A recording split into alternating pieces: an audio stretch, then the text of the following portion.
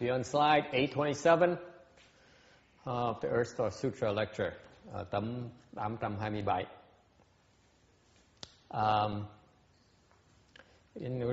Regarding reciting the Buddha's name, về nói về cái chuyện niệm Phật, the sutra says that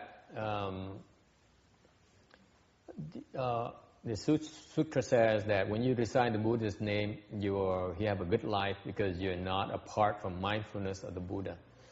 Nói rằng là khi mình niệm Phật là cái chuyện rất tốt. Niệm Phật cho mình một cuộc sống rất là lương thiện.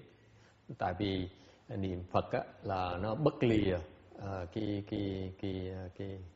chánh niệm về Đức Phật.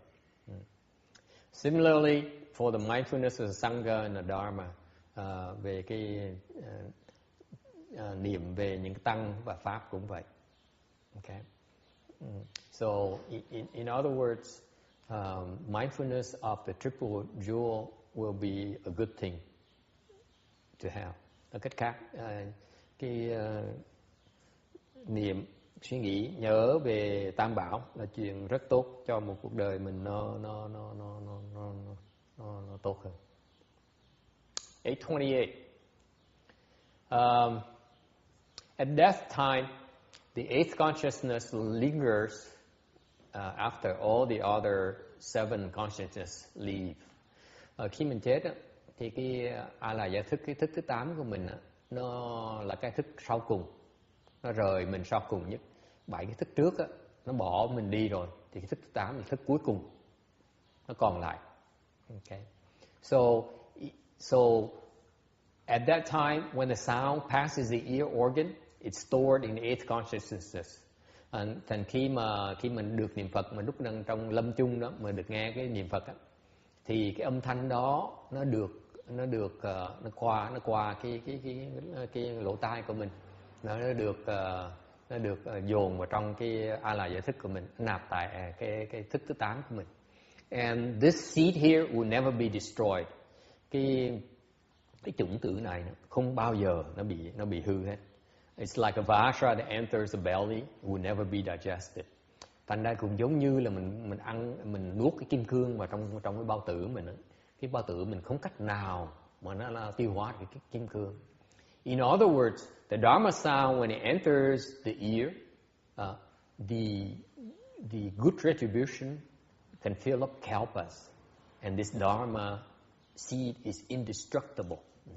Nói cách khác, cái âm thanh của cái niệm Phật đó, cái pháp thanh này mà nó được vào cái lỗ tai của người đang chết người chết, thì cái quả báo này nó nhiều, nó lớn đến độ nó có thể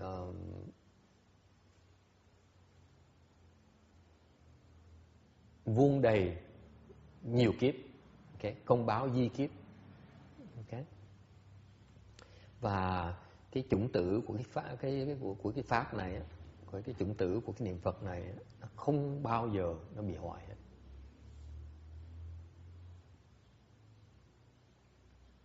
Okay, it's a wonderful Dharma gift to be able to decide, to help the deceased. Yeah. Nói cách khác, cái niệm Phật là một cách mà giúp đỡ cho người qua đời mà là rất là bất khả tư nghị. Yes. It's not really helping the deceased, is it helping somebody who's in the process of dying? It helps the dying person as well as the deceased as well. Yes, that's correct. The deceased person can't hear it. The deceased person can't hear it. That's true. That's true. This refers to the person who is in the process of dying, on a dying bed. But it also, in general, also helps the deceased as well, but in a different way. You're right. Okay. Ông này ông chỉnh tôi, ông nói là cái này là giúp người đang chết, nhưng mà người chết rồi. Thì tôi nói đúng. Cái này là khi mình đang chết thì cái âm thanh nó vào cái chủng tử mình, nó tạo chủng tử trong người mình. Okay. Whereas for the deceased, it also creates seeds as well, but it doesn't go through the ear organ. It goes directly to the eighth consciousness. Người chết rồi thì không qua cái lỗ tai, mà nó đi thẳng vào cái a la gia thức của người chết. So it's slightly different. We also, the seeds there is also indestructible as well. Okay. Thì mặc dù người chết rồi mình niệm Phật giúp người ta, cái chủng tử nó cũng là bất hoại luôn. Điều nó không cần qua cái lỗ tai nữa, người ta vẫn được. For example, for the people who are dead already a long time ago, who reside a Buddha's name on their behalf, dedicated to them, those seeds are the similar kind of seeds that went through the ear organ of this dying person. Same kind of seeds. Okay? Even if they take a rebirth somewhere. Come again? Even if they take a rebirth somewhere else, like their ghosts or their Absolutely, yeah. it still does them some good. It still does them a lot of good. Okay. Thành mặc dù những người mà ta chết rồi lâu rồi mà mình niệm Phật cho người ta thì cái chủng tử nó cũng giống như người đang chết. Trường hợp này người đang chết đó, nói về trường hợp Đăng Kinh nó nói về cái người đang chết giúp người ta như vậy, thì người ta chết rồi mình cũng giúp được, niệm Phật cũng giúp cũng như vậy thôi. Okay.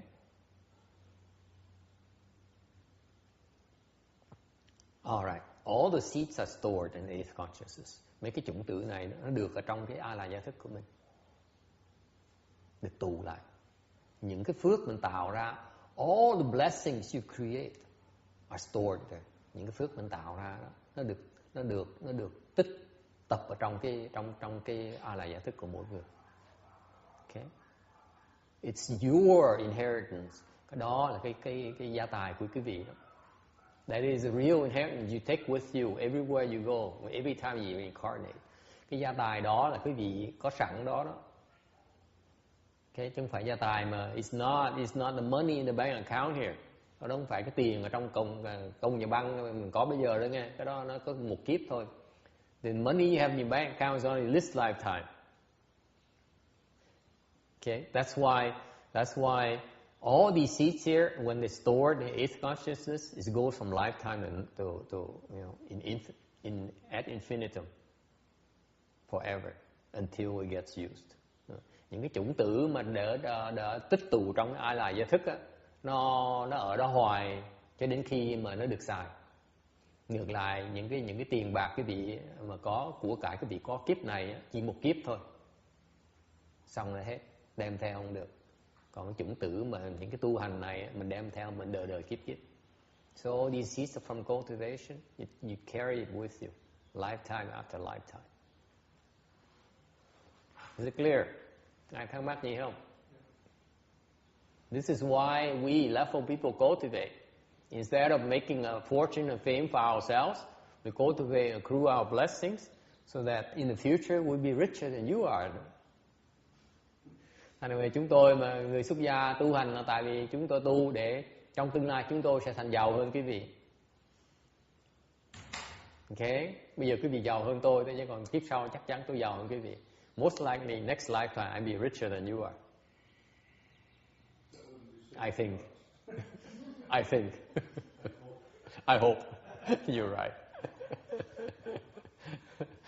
This is why it makes sense to cultivate. Bởi vì chúng tôi mới tu chứ đâu có dạy vậy quý vị tưởng chúng tôi dạy hả? Don't think we're that stupid. We may look it, but we ngoài hơi ngu một tí thôi, nhưng điều bên trong không đến nỗi dốt như vậy đâu. Yes. What happened to doing merit and virtues without outflows?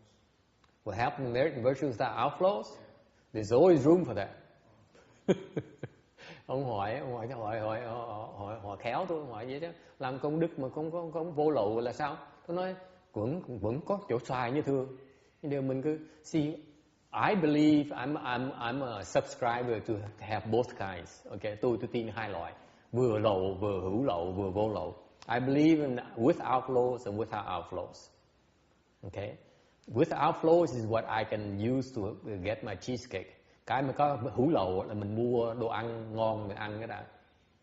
Okay, mặc áo đẹp mà mua vải tốt mình may áo đẹp đã, xe ngon lành, chùa cho nó rộng. So it pays for the nice clothing and the nice cars and the big temples, okay, and the good food. That helps. Would you say having big temple as a left-home person, would you say it's cultivating merit and virtue with outflow? It depends on how you do it. Okay? For example, you cannot say the Master Hsuan Hua's big temples are without floors. But you can tell my temples are without floors for sure. Okay?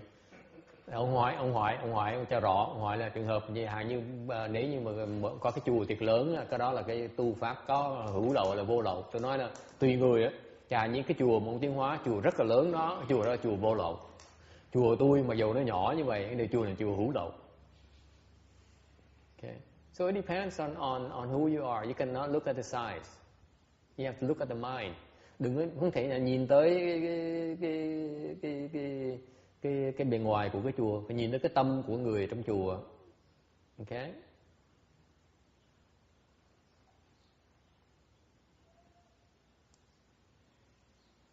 All right. Any other questions? Ai thắc mắc gì nữa không? Okay. 829.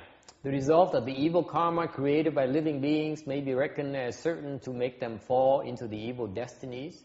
Yet if, when they are near death, their relatives cultivate the planting of these sagely causes for them, their many offenses will all be destroyed.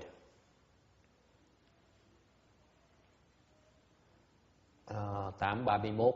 Những ác nghiệp của chúng sinh đó làm tính quả cảm ra, tức phải đọa vào ác thú, nhưng nhờ quyến thuộc vì người lâm chung đã tu dùng những thánh nhân nên những nghiệp đó đều được tiêu diệt. Okay, this is where we can help the dying people or the people who are in trouble. Speaking of destinies, thú, destinies or chu in Chinese means meaning that you arrived. Thú có nghĩa là đáo, có nghĩa là tới đó. Okay. Also called path cũng có nghĩa là cái đạo. Okay. So it's you can combine it and say this is the path that brings you to a certain direction, a certain destination. Cũng có thể nói chung là cái này là một cái con đường mà dẫn tới về cái hướng nào, một cái phương hướng nào, tới một cái chỗ nào. Okay. Our own good and evil karmas can transport us to your various birth destinies. Những cái nghiệp tốt hay là xấu của mình tạo ra đó, mình có thể đem mình tới những cái sinh, những cái chỗ mình sẽ sinh sau này. Okay. In other words, we are propelled by the karmas created towards the birth destinies. Nói cách khác, những cái nghiệp mình đang tạo ngày này mình đã tạo, mình đang tạo đó, nó sẽ đẩy mình tới những cái cõi sanh trưởng trong tương lai. Okay. What we do has a direct effect on where we're going to be born. Những nghiệp mình tạo ra đó, nó có ảnh hưởng rất lớn, rất sâu xa về mình sẽ đi đâu, mình sẽ vãng sanh về phía nào, sanh vào cõi nào. Okay, that's what is meant by destinies or chu, or thú. Đó, cái ý nghĩa của chữ thú đó. Cultivating sagely causes, tu những cái nhân thánh. The great vehicle Same Nature Sutra, cái kinh Đại thừa Đồng Tính nói rằng, in the sutra, the Buddha was asked, how do living beings leave the body and attain the next? Kinh Lăng Già đó, trong đó hỏi với Đức Phật rằng, Đức Thế Tôn, những cái chúng sanh làm sao mà lìa cái thân này và đắc được cái thân sau. And the Buddha replied, the living beings who have already abandoned the current body, they're blown by the force of karma. Phật nói rõ ràng nhớ sợ, một khi mà mình rời cái thân này đó, cái thân mình đang có này á, thì mình sẽ bị cái nghiệp lực nó thổi. Okay. And it moves our consciousness towards retribution from prior karmas. Okay. For or from prior karmas. Và cái nghiệp lực này nó thổi mình, nó thổi cái thức của mình Consciousness here refers to the eighth consciousness. Cái thức có nghĩa là cái a la gia thức mình, nó đẩy a la gia thức mình về cái hướng mà để mình thọ chịu cái quả của những cái nghiệp trước mình đã tạo ra. Okay. The karmas we created in the past are the force that propel us towards the next destinies. Cái nghiệp lực của mình tạo ra rồi đó, nó đẩy mình để vào cái những cái thân trong tương lai. And this is why a child master says, if you wish to know whether or not at ease at death time, just examine whether or not you at ease on a normal day. Ta là một cái thiền sư mới nói rằng, nếu như muốn biết á, khi mình chết á, mình sẽ thoải mái hay là không á, thì mình chỉ nhìn đến bây giờ mình có thoải mái hay là không, sẽ biết ngay. Okay. To be cultivating sagely causes, trồng những cái thánh nhân á, means to make offerings to triple jewel, có nghĩa là mình cúng dường cho Tam Bảo, you recite sutras, recite the Buddha's name that can help attain sagely positions. Mình cúng dường Tam Bảo, mình tụng kinh, mình niệm Phật. Đây là những cái trồng những cái nhân để sau này mình có thể đắc được thánh quả. Okay. Sagehood here refers to arhatship and above. Thánh quả này, thánh nhân này, thánh quả này có nghĩa là A La Hán trở lên.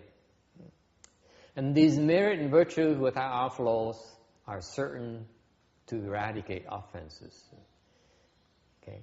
The only way for you to eradicate offenses is by creating merit and virtues without outflows. Cách duy nhất mà quý vị xóa được những cái nghiệp đã tạo ra đó là bằng cách trồng phước điền vô lậu. Okay. Cách duy nhất, không có cách nào khác. There's no other ways.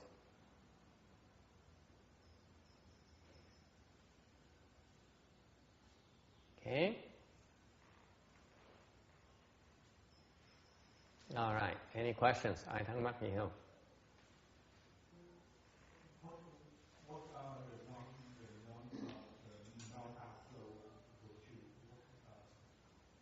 Okay.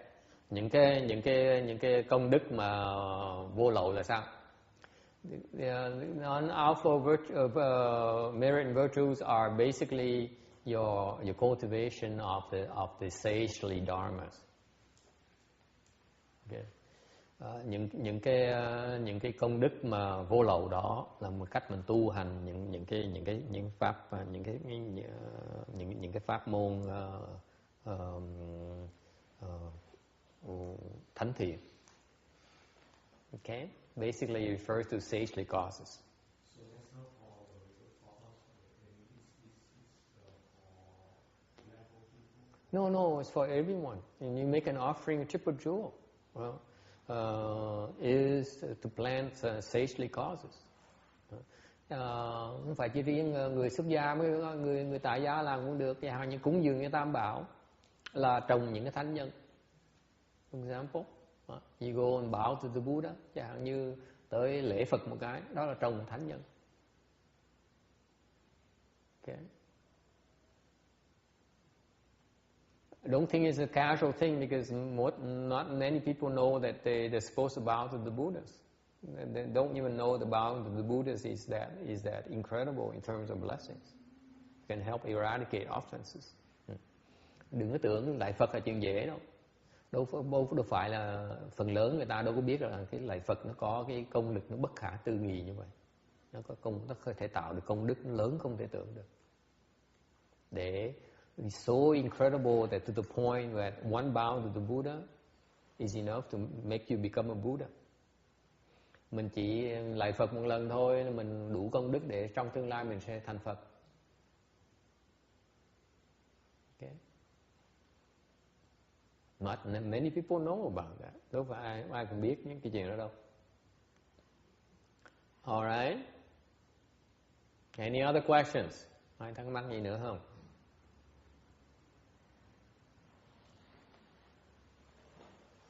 So since you've been bowing to the Buddhas every weekend, see how rich you are.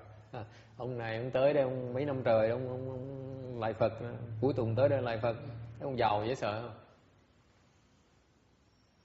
Not bad, huh? That's all it takes. Okay.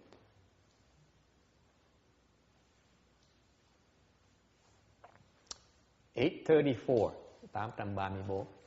If within a period of 49 days after the person's death, the relatives do many good deeds, that can cause the dead one to leave the evil paths forever, be born among humans or gods, and enjoy supremely wonderful bliss.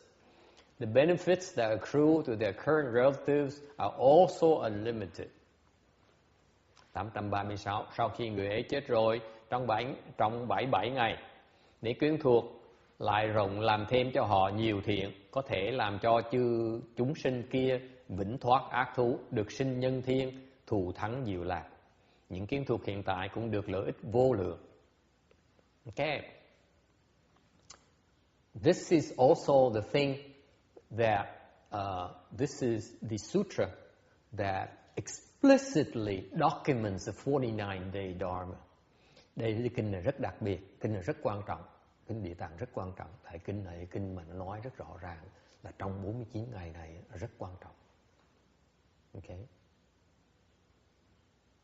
And this section alone here makes it worthwhile for us to make sure the sutra gets propagated. Cái phần này không là làm cho kinh này xứng đáng để mình phải it doesn't change anymore. No, it just say 77. It's a 49. 77 là theo kiểu tàu đó, chi đó, 7 x 7 đó. Okay. 7. 49 is we do it in English, but the Chinese say chi, right?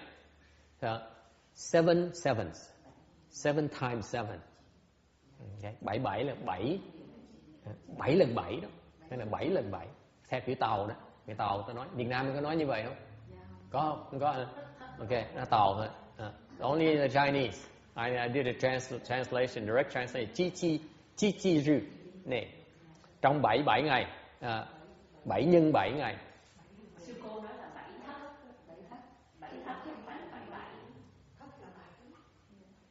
7 thất là 7 tôn thôi. Tức là 5 thất là 49 chứ nó gọi 7.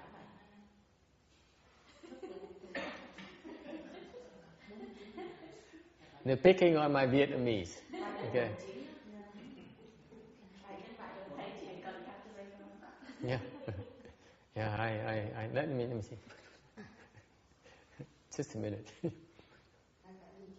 Yeah. Okay. So bảy thất. Okay. I correct.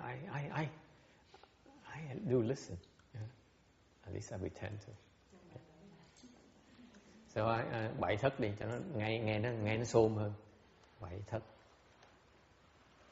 Okay. I change to Vietnamese. Okay. 7 thất. Okay. 7 thất thôi. Okay. Okay. Okay. There you go. Thank you. I never thought of it before.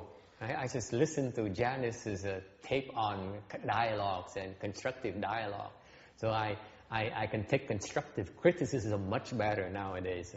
Tại học trò tôi mới giới thiệu tôi nghe một cái băng đó là về chuyện đàm thoại đó. Và thành tôi học cái thói mới học là người ta chỉ trích tôi sẵn sàng tôi cảm ơn thay vì tôi giận. So when people criticize me, now I say thank you.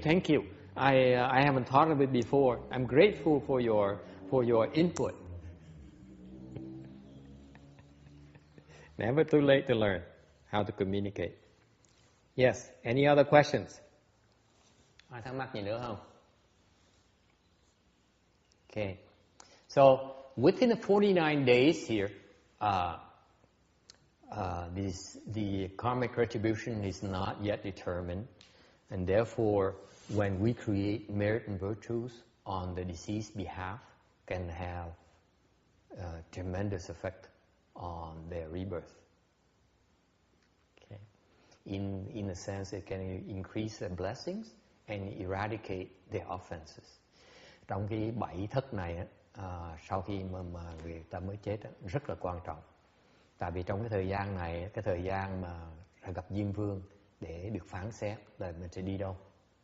Trong thời gian này, người thường, see normally people during this 49 day, the Westerners don't know of the importance. Like your two Western friends, when they heard about the thing, we explained the Amitabha Sutra a few weeks ago, they were shocked. I say, such a thing as this kinhÄ, and what does it look like? And look, they're groping and try to understand it.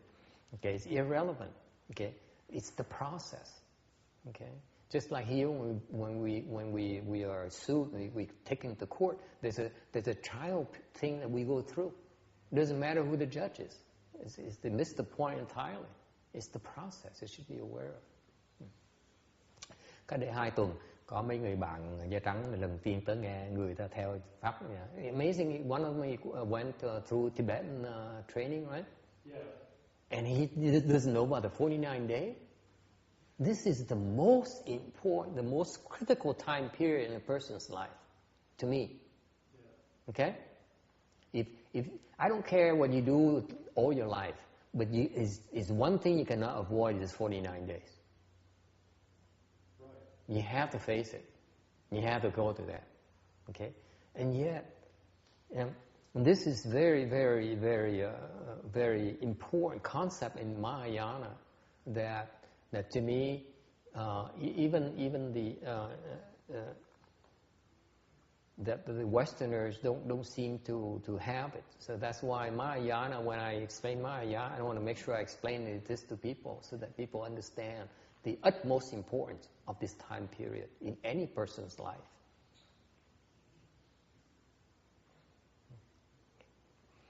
And amazingly, how can you be exposed to Buddhism and not be told about this? That fascinates me. See, I could sit here and interest you about all these lofty principles of Mahayana and mindfulness and all these nice principles and these wonderful chant principles and so on.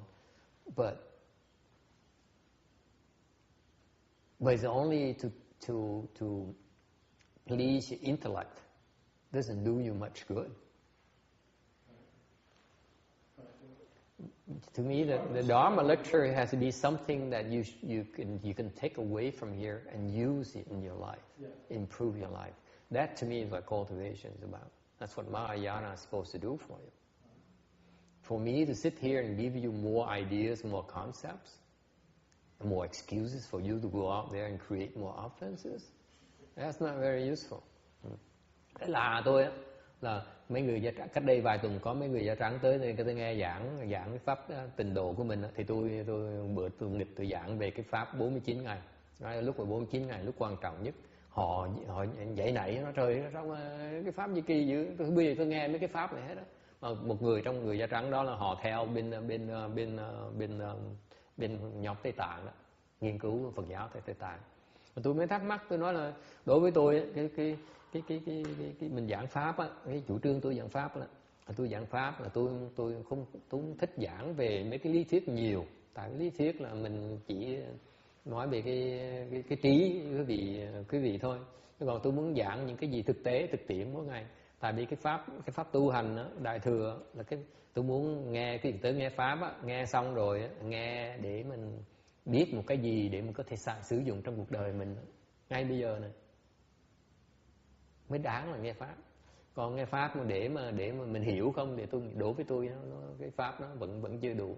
So for me to speak Dharma for you to understand more, to me is not of the utmost highest priority for me. I want to give you something you can use. You find useful in your life. Okay.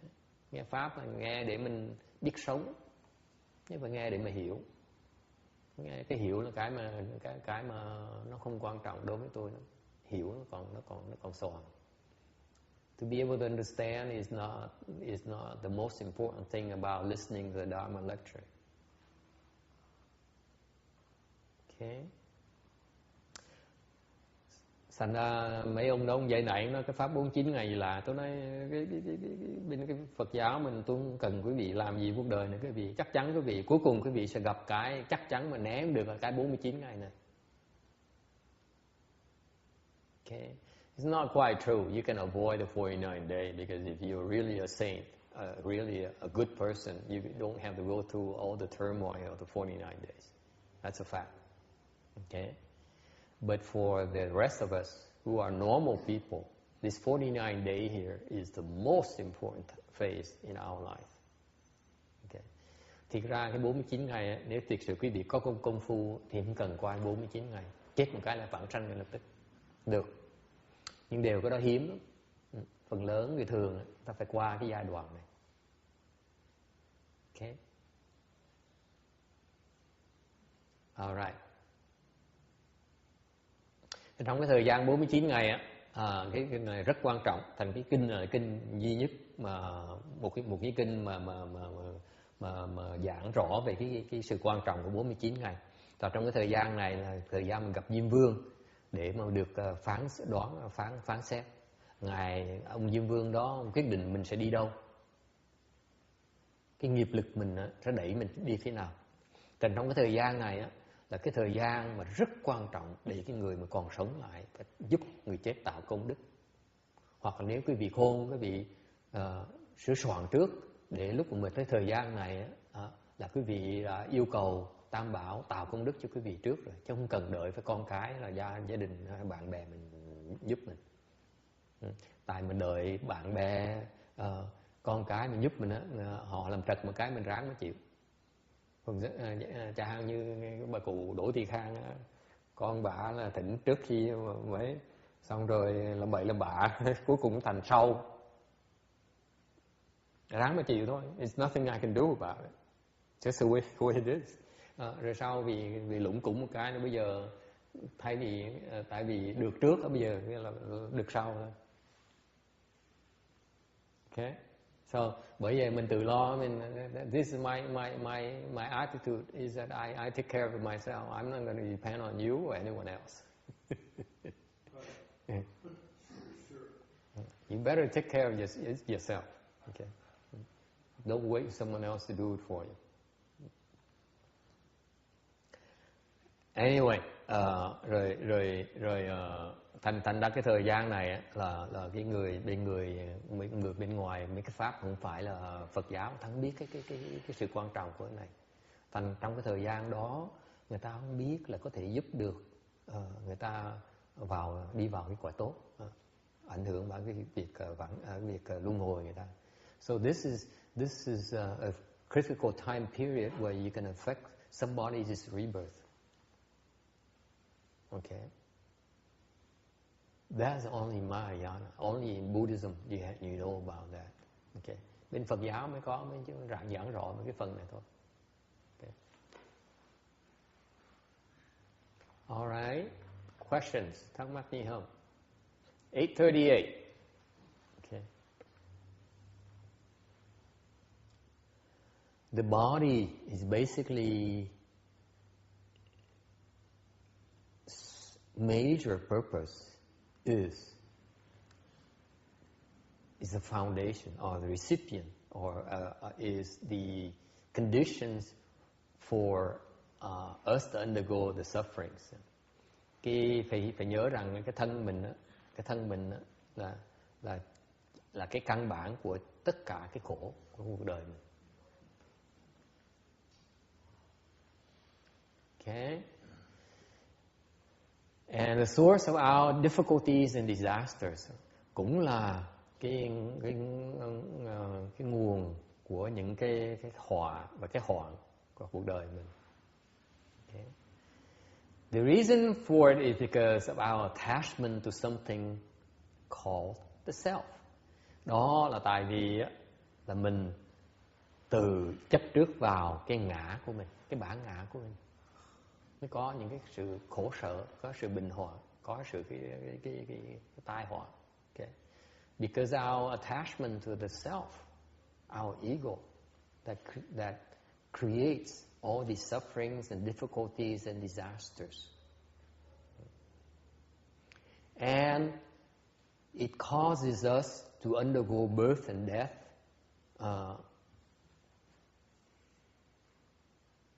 unceasingly. Và vì cái chấp trước đó, nó tạo cho mình đi luân hồi trong sanh tử.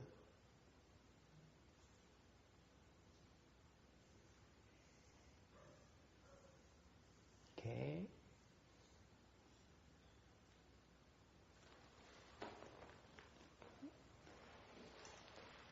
I'm hoping that this becomes part of the bachelor's degree requirements of knowledge in our education system. But that's wishful thinking, because you know, this is fundamental. This is fundamental to the human existence. Cái này là cái căn bản của cuộc sống con người. Tại sao cái nền giáo dục mình không dạy mấy cái này? Tôi thắc mắc vậy đó. Tại sao không ai dạy chuyện này? Cái thân này á, mình khổ. Là tại vì mình chấp trước vào ngã của mình.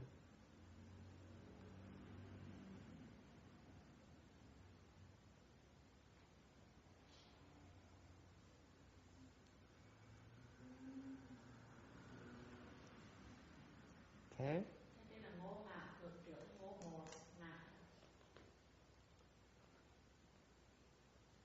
Ngô ngạ, đúng không?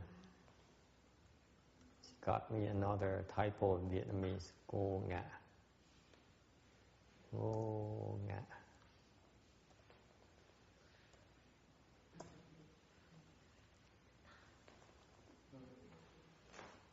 Okay.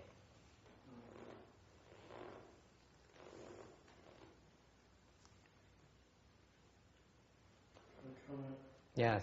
That's the opposite of the way society is going.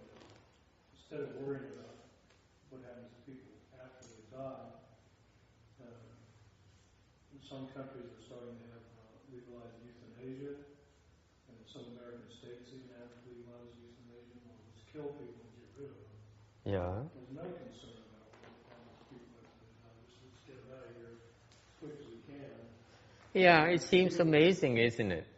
Ông nói lại hàng như bây giờ nhiều cái xứ hoặc nhiều cái tiểu bang họ gọi là họ giúp giết người ta từ thiện, người ta sống ta đau khổ, ta giết người ta đó, để người ta khỏi chết, khỏi chịu sự đau khổ, thống khổ đó. Giúp chừng đó người ta không có hiểu được cái sự quan trọng là của cái lúc chết ra sao. Yeah, it's just the knowledge is lacking about these fundamental aspects of life. That is, we are here temporarily to undergo our retributions. The retribution manifests in the form of the attachment to the self, and this is an infinite loop. We've been doing this since forever. Cái mình hiểu là căn bản cuộc sống mình là mình tới đây là mình trả lại cái nghiệp của mình, hoặc hưởng cái phước của mình, hoặc trả cái nghiệp. Okay. Nhưng đều mình cái thân này mình tới đây mình có mình có nhân duyên mình tới đây rồi á, thì mình qua cái sự trả cái nghiệp mình đó, trả cái nợ mình đó, bằng cách qua cái sự bám chấp trước vào cái thân của mình. Okay. Vì cái sự chấp trước đó mình qua cái luân hồi trong vòng sanh tử này nó bất tận, vô cùng tận. As long as we still attach to this self, this ego here, we'll revolve the wheel forever. Mình nếu cứ chấp trước vào cái thân này với cái ngã của mình thì mình sẽ tiếp tục luân hồi trong vòng luân hồi hoài, không bao giờ mình ngừng hết.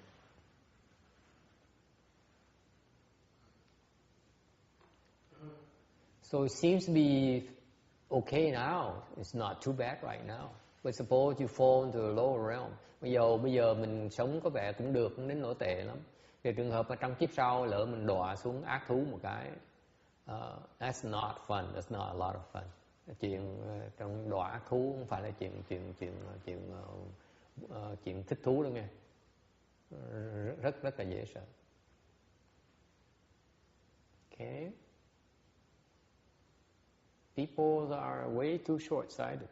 Cuộc sống mình không thể nào mình có thể thiển cận như vậy được. Okay. I do realize the importance of having fun and having joy in life. Tôi công nhận rằng, tôi chấp nhận rằng mình sống và có cái thú vui cuộc sống. Okay. But you need to balance it. Keep them in the proper perspective. Đều đừng có quá thiển cận, phải nhìn xa hơn một tí. Okay. Of course, life is pleasurable. Mặc dù cuộc sống nó có cái thú vị của cuộc sống. Okay. Nhưng nếu như mình chỉ nghĩ cái thú vị cuộc sống không thì chưa đủ. If you only preoccupied with the life pleasure, then you're missing a lot in a picture. You're not having a big picture in mind. Vẫn chưa hiểu được. Okay.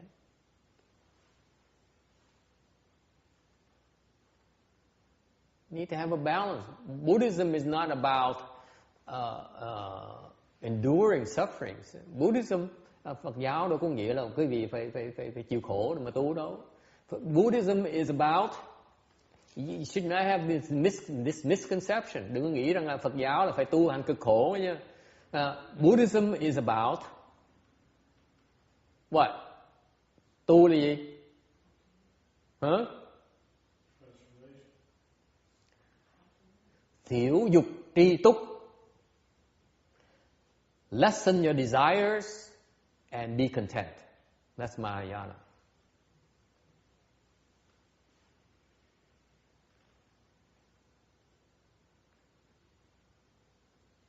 Thiểu dục, bớt cái dục vọng mình đi, bớt đi.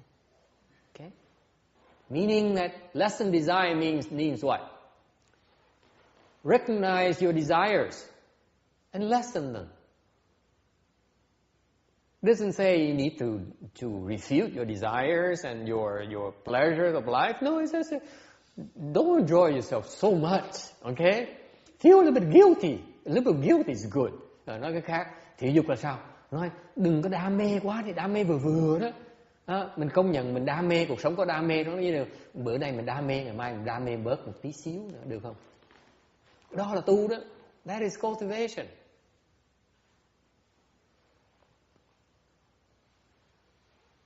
Okay, that is wisdom. Đó là cái huệ đó.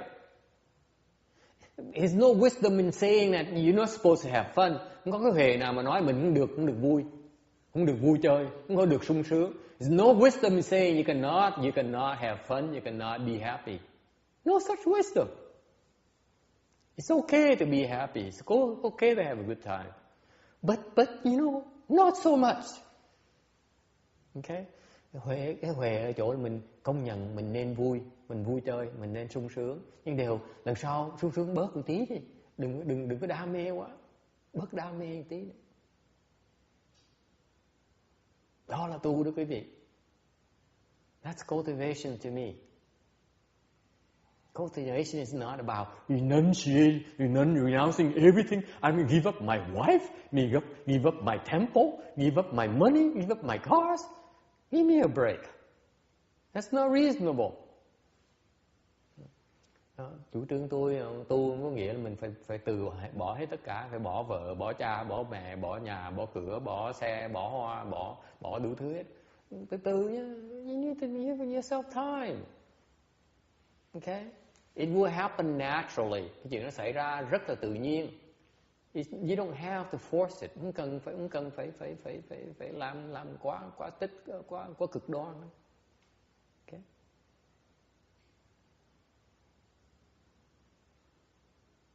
If you cultivate, it's going to happen naturally. Nếu quý vị tu, tự động nó sẽ xảy ra. Không cần phải cực đoan. You don't need to go to extremes. Okay?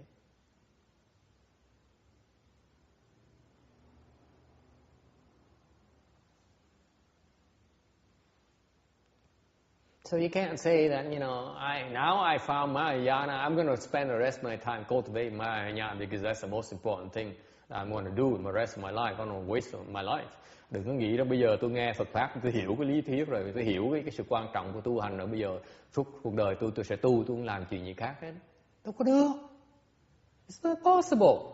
You have obligations you need to fulfill. You have retribution you need to undergo. It's not that easy. Đâu có dễ vậy. Quý vị phải trả nợ người ta mới tu được, chứ đâu phải là đòi tu là được ngay đâu, muốn tu là được ngay đâu. You have to pay your debts first. Pay your debts to your wife, pay your debts to your children. Phải trả nợ cho ai? Trả nợ cho vợ này, trả nợ cho con này. Hả? Right? Trả xong rồi, mặt mày nó mới cho mình tu. If you pay them up, then maybe you have a chance to cultivate. Until then, forget it. Chứ trả xong đừng hòng tu. Okay? Questions? Ai thắc mắc gì không? I have a comment about naturally. I really see that. I've been almost vegetarian for a whole year, and yesterday I said, okay, I'm going to indulge myself. I've been hungry for 2 days. I'm going to have some meat yesterday. And when I ate it, it didn't taste as good as I imagined it to taste. So it's natural. I had some, I imagined it to be so good. And then I was very disappointed. Maybe you went to a cheap restaurant.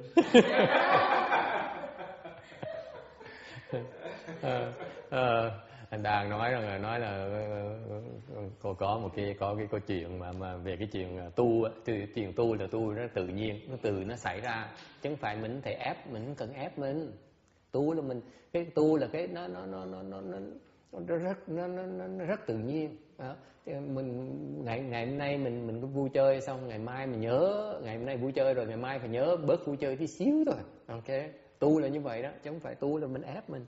Hành đàn tôi nói đó, chủ trương tôi tu là vậy đó. Tu là cái thiểu dục, có nghĩa là mình nhận nó xong mình bớt từ từ á.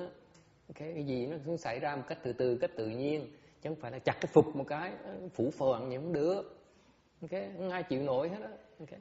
Thì hành đàn mới kể là nói là cả năm này là ăn chay rồi. Cái ngày hôm qua 2 ngày hôm qua, 2 ngày vừa rồi á, đói bụng dễ sợ. Nên bây giờ mình ăn chay cả năm này quá giỏi rồi. Thôi một ngày thôi mình ăn thịt. Ăn thịt cho nó đỡ ghiền. Ok. Thành ăn thịt, thành mua món thịt. Ăn gì vậy? Ăn gà. Of all the things I have cravings for. thèm ăn thịt gà, dễ sợ không? Tôi tưởng đâu là ăn beefsteak là, you know, I thought it is like a beefsteak in New York, a beefsteak or you know or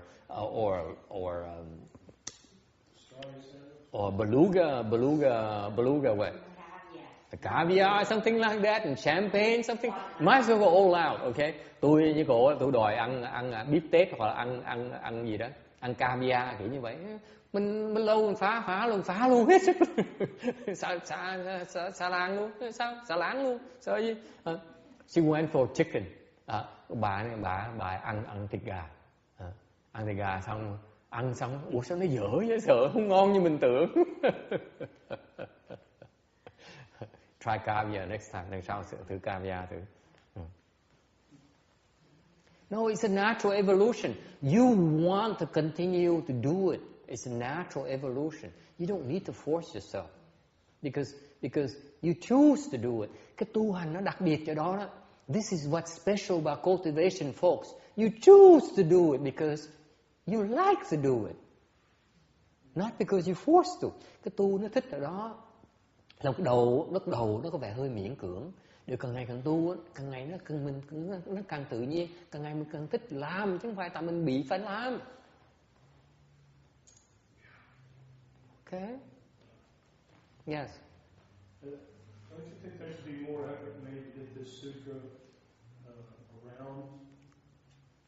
It's not available in any bookshops anywhere. I agree. Absolutely. I thank you for bringing it up. In fact, the last few weeks I've been telling my students that, you know, that this is a high priority project for me this year. Is that I would like transcription of these sutra lectures And then I will complete the rest of the explanation. We make these sutras available for people to read.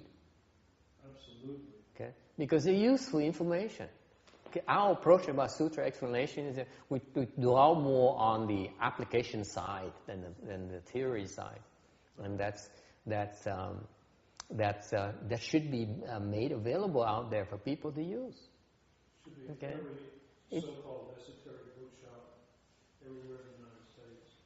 Yeah, I don't think I have that kind of money, but because this, in these sutras or things, we don't make money off these things, and it's a money-losing proposition. It takes about $10,000 to print these sutras, and you don't make any money, you lose money. So it's a very expensive proposition, really. What about selling books in bookshops? You shouldn't lose too much money on that, should you? Well, I was trying to buy 5 copies of the sutra. my thing is that I have ông này nói cái kinh này nó quan trọng, phải gửi hết tất cả mấy cái tiệm sách mà cho người ta đọc, người ta bán, người ta mua.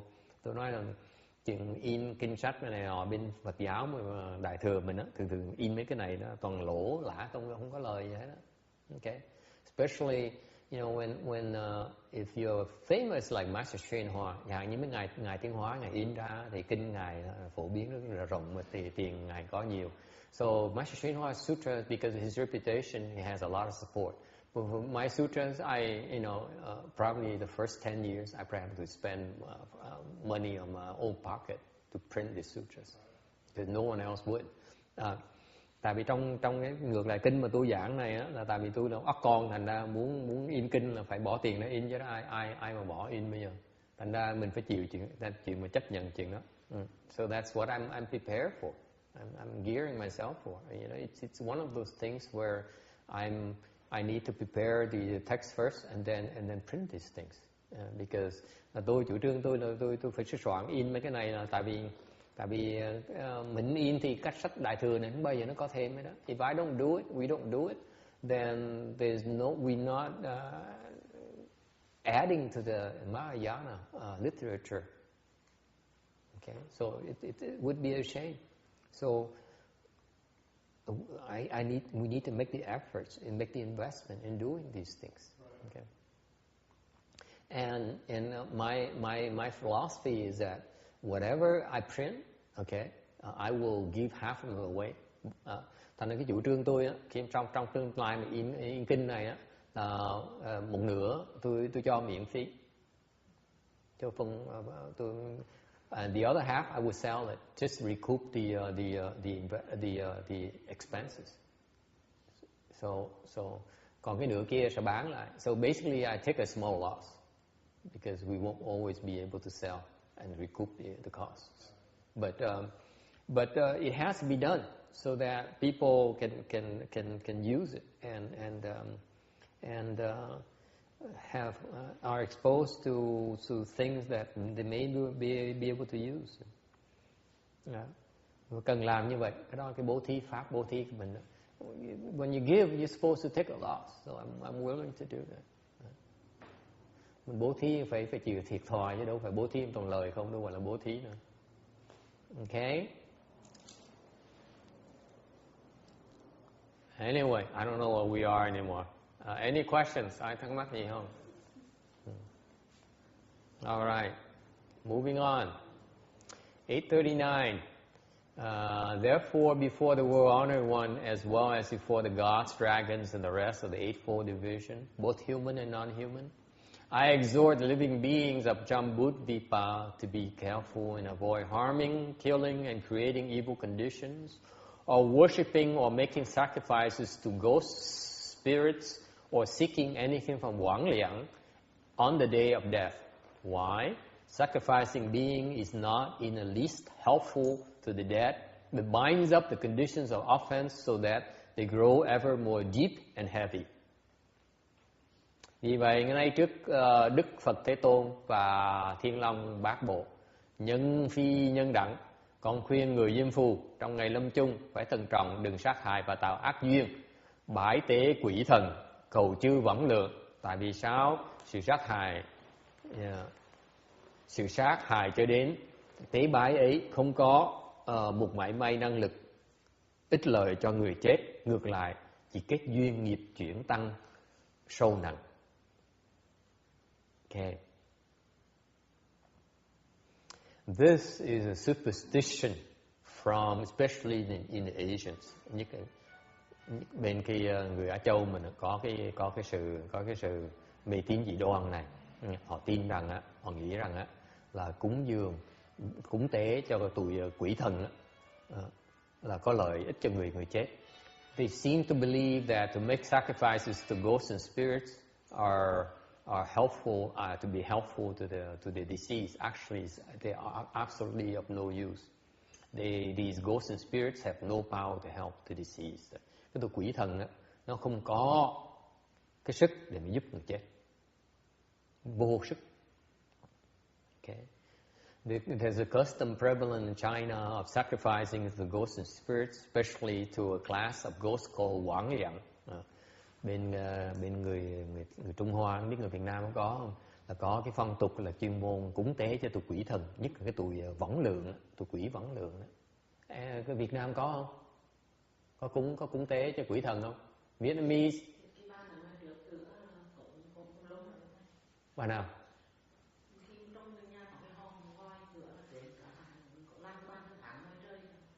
Oh, she says that in Vietnam, you have the coffin inside the house, outside the house, front of the house, you have an altar to make offerings to the ghosts and spirits. Rồi cũng cho quỷ thần nữa hả?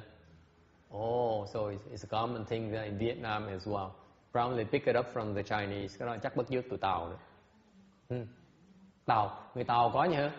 Hả? Yeah. Người Tàu có đốt giấy vàng bạc đó. Đốt cho mấy quỷ thần đó, để cho cái người chết này được đi qua. Người ta nói như vậy. Yeah, the Chinese have this custom of burning these golden nuggets in paper, golden paper nuggets. I was doing that. I was making that in Taiwan, at Taipei. Lúc mà cách đây mà 10 năm, lúc mà mười mấy năm mà tôi qua bên Đài Loan, tôi học tiếng Tàu á, thì học với hòa thượng Việt Nam bên kia, ông theo tụi Tàu, ông làm cúng tế cho tụi nó. Thành buổi sáng ông bắt tụi tôi ra phải làm mấy cái đồng tiền bằng vàng đó, bằng giấy. So there's a way of making these golden nuggets from paper. So I was taught how to do it, and you do it so fast. You can go through like 10 every minute or so. Một phút làm thành 10 cái luôn. Nghề như vậy đó. It's very difficult, but once you get it going, it's cool. It looks like a gold nugget. You've seen those in the pictures, right? Quý vị thấy mấy cái đồng tiền bằng vàng cái gì? Làm bằng giấy được. Xếp giấy lẹ dễ sợ lắm. Rất là khéo này, trông đẹp lắm. Okay. And this is what we monks and nuns were doing at his temple. Đây ở chùa đó làm như vậy đó. Cúng tế. So we were doing that all morning, làm cái buổi sáng làm cái đó, xong rồi, and then the master came out, looked at it, very good. Hòa thượng ra, gật đầu gật gù, giỏi ghê, xếp đẹp lắm. And then he says, if this is such a good thing, maybe every year now I will have this kind of thing here to help all the deceased and help plant blessing with them. Hòa thượng mới nói là cái này có vẻ thành công quá, có vẻ nhiều người tới hưởng ứng. Nói Pháp thì ai cũng nghe. When I speak sutras, there aren't many people. But when I do these ghost things here, lots of people show up to help out. Nói giảng Pháp thì ít người tới nghe, mà làm mấy cái này người ta tới đông, ta giúp ai cũng tới giúp đầy hết. Thành mỗi năm mình làm cái này cho mình để Phật tử tới chùa. So we do this kind of thing, an annual thing here, so that we can bring the disciples to the temple and fill up the temple. And I heard of that. I said, I stood up, I walked away and said, no, Venerable Hershang, count me out. I don't want any of this. Tôi trở về, tôi đứng dậy, tôi bỏ đi. Tôi nói sau lưng hòa thượng, tôi nói hòa thượng mà cúng quỷ thần là tôi bỏ chùa tôi đi, tôi không dám. I said, I told my colleague monks, I said, his disciples, I make sure it gets back to him. I said, if he does it at his temple, I would leave his temple. Why? Because I would be too scared of all these ghosts and spirits who come on these occasions. They'll be out of control. Để tôi quỷ thần mà tới chùa trong mấy cái bữa đó là phiền dễ sợ lắm, phiền toái dễ sợ lắm. I can't handle it. I say if I either I leave, if I stick around, I create a boundary where it's safe to be inside. I charge money entrance fees for that. Tôi nói nếu tôi ở lại, tôi sẽ niêm lại một cái vùng đó. Rồi tôi nói cái vùng đó an toàn, ai muốn vào vùng đó phải trả tiền mới vào đó vùng đó. Tụi quỷ thần mà tới đi chơi mấy tụi quỷ thần nó phiền lắm. When you fool around these ghosts and spirits, it's bad business. It's not a good thing to do. Đi chơi tụi quỷ thần phiền dễ sợ lắm. For example, Vợ Hận Liang has her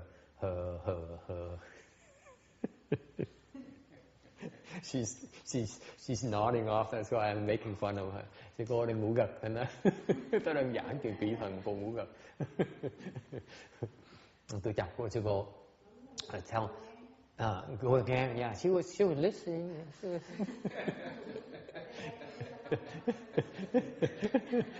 She was listening, she says. She was listening. Yes, of course.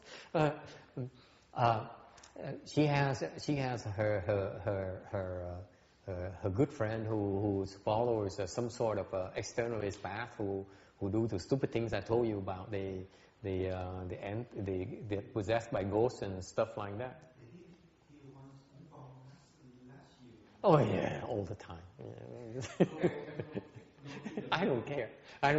Now we hear, and we don't do it anymore. Last year I told her, and she said, I know better. She told me herself. I said, she said, I know better because if I don't do it, they're going to cause so much trouble for me. I said, let them. She said, you and me, I know better. Thì cô nói, cô mà nhỏ thôi. Ở đây mà cung văn tụi nó phá dễ sợ. Tôi mới nói, kệ cho nó phá. Sao đâu? Thầy là khác, tôi là khác, tôi cũng. She does not realize when you do these things, you invite them to come here. Không biết rằng mỗi lần nào nhà mời nó tới. The good ones come and also the bad ones as well. The troublemakers also come. Phải tụi nó tốt nó tới là không, còn tụi tầm bậy nó cũng tới nữa. Phiền lắm. That's why my policy is don't fool around these guys. Nên cái chủ trương tôi là không cho nó tới đây nó nghe pháp được, chứ còn tới đây không cho nó ăn. When they come here to listen to Dharma, okay, but to come here for food, forget it, go somewhere else. There's no food for you. Not true. Only evening ceremony, trừ buổi tối thôi, cũng food tối thôi, cho ăn thôi, chứ còn thường ngày không cho ăn.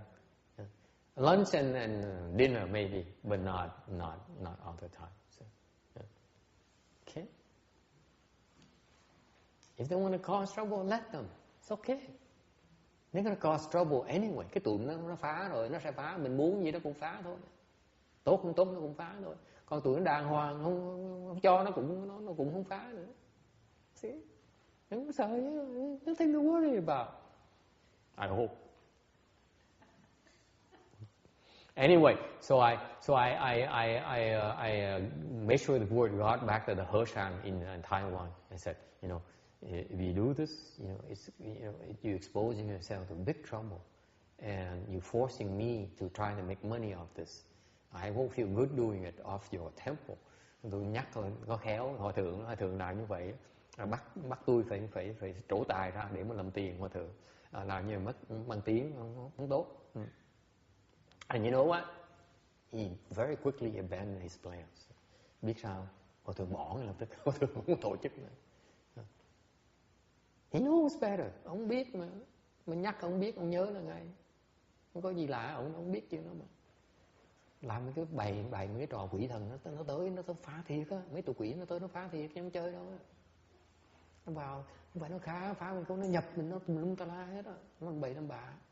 They come and they cause all kinds of problems. And you don't want to do that. Okay? Especially when you cannot handle them. Mình không muốn tụi nó tới. Tại vì nếu mình không đủ sức á, nó tới mình mà nó không sợ mình, nó tới phiền lắm. Còn nó tới nó không sợ mình, nó phá chùa mình chịu không nổi. If they are not afraid of us, They're not. We have nothing to hold them under check. They can cause a lot of damage, a lot of problems. It's not worth it. Thành ra mấy cái tụi mà huyền bí, mấy tụi mà tầm bậy nó chuyên mời mấy tụi đó tới đó, mấy tụi nó loạn sang go hết đó. So all these externalist paths will go depend on the ghosts and come and possess you and tell you about the past and the future and all those things. They're in a lot of trouble. They don't realize it. All these troublemakers, you don't know when they're going to misbehave. Tụi nó tới không biết nó phá, mình không biết chừng nào nó sẽ phá nữa. Trước sau nó sẽ phá. If you open the door to invite a troublemakers to come, good luck. You're asking for it. Người nó tới là ráng mà chịu thôi à. Đừng có dại. Không ơi, I don't invite them. Stay away. Not the place for you. Đấy không phải chỗ quý vị tới.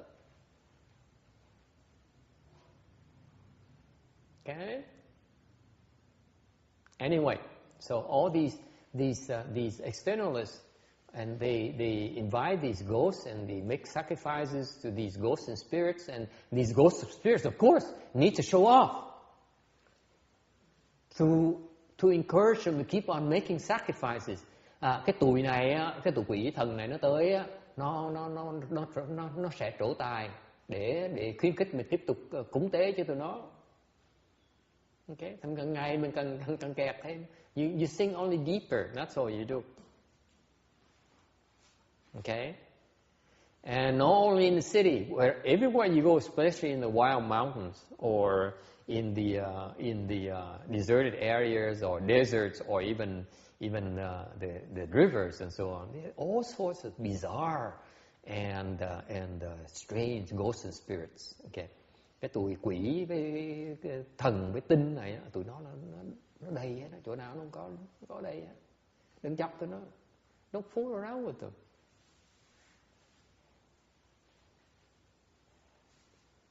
Okay. Yes. If they come and you speak sutras, speak dharma, then they should behave and you should benefit them, right? Yeah. Mỗi lần nó tới mình nói kinh với nó thì nó nghe.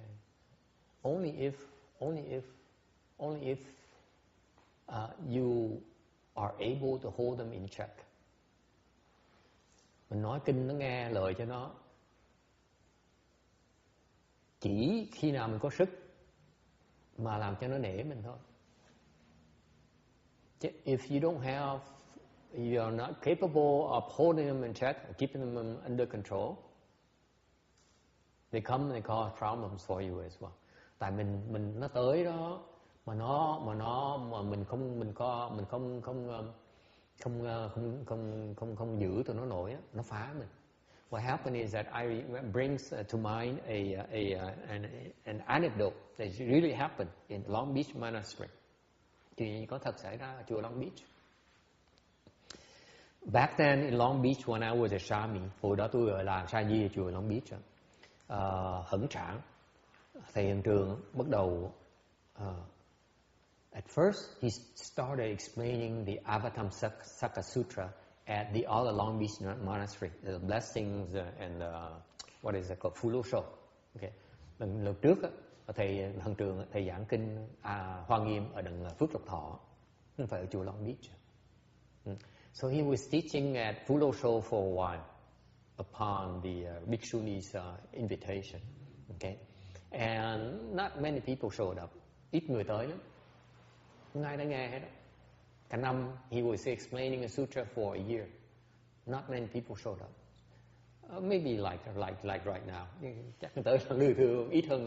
Even less than today. Okay, maybe 5 or 6 people showed up. Okay, and the rest basically are his shamis. Phần lớn toàn mấy sa di, còn 5-6 người đưa tới ngồi nghe thôi. Dài cả năm như vậy. And then I was transferred down there. Lúc mà tôi cũng đầu xuống đó. Okay. He was lecturing on Fulosho, and suddenly more people started showing up. Because at Fulosho he was putting emphasis on the English lecture. Okay. And his English is not that fluent, therefore He didn't, not many Caucasian people showed up. And then he started explaining, Vietnamese started coming, so he started explaining more in Vietnamese. Okay. Then the Vietnamese came to Phu Lô Show. Thầy bắt đầu giảng tiếng Anh thì ít ai tới nghe. Bắt đầu thấy người Việt tới nhiều ở đằng Phước Lộc Thọ thì ông bắt đầu giảng tiếng Việt. Thì bắt đầu người Việt càng ngày càng tới càng đông. Back then it was hot stuff because no one explained the Avatamsaka Sutra in Vietnamese. Hồi đó không ai giảng kinh Hoa Nghiêm mà tiếng Việt hết. Ông là người duy nhất giảng. Người Việt Nam tới, đổ tới nghe. Okay. So he moved back from Phu Lô Show, and he got into an argument with the Bhikshuni there. So he moved back to Long Beach Monastery. Rồi có cãi lộn, có xung đột với sư cô đó ở chùa Phước Lộc Thọ, thành mới cần dời lại về chùa Long Beach rồi. Okay? Để giảng kinh Hoa Nghiêm bằng tiếng Việt tối thứ Sáu thôi. So he started explaining the Avatamsaka Sutra in Vietnamese on Friday evenings. Not English, just Vietnamese. He only catered to Vietnamese. Chỉ giảng cho người Việt Nam thôi, bỏ tiếng Anh luôn, không giảng tiếng Anh nữa. So he started explaining everything again from square one, from square one in Vietnamese. Thầy bắt đầu giảng lại cái kinh Hoa Nghiêm, bằng tiếng Việt thôi ở chùa Long Beach. Okay, I was there, tôi ở đó. So was a cultivator, có người tu khác nữa. Okay. When he started explaining the Avatamsaka Sutra, lúc thầy bắt đầu giảng kinh Hoa Nghiêm tiếng Việt, you know what happened? Ghost came, tụi quỷ nó tới nó phá. The ghost showed up to cause trouble-making ghosts showed up. So Hằng Trang was sitting in front speaking Dharma, and back there the ghosts are yelling, screaming and making fun of him. Ông ngồi trên đây ông giảng, thì dưới kia mấy con quỷ đứng người nó múa mẹ đó, just like the other guy the other day who was up here and múa